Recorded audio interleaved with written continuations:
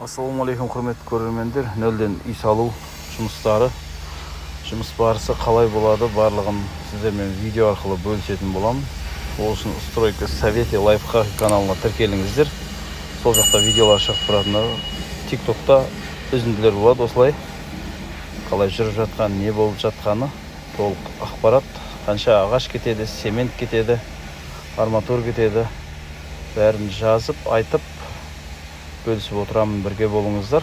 Стройка совете лайфхак каналына тіркеліңіздер. Ағаштың саны, арматураның саны, қанша бетон кетеді, бетонды қалай өлшейді, фундаменті, кубын қалай шығару керек, арматур қалай тоқылу керек, заңды түрде,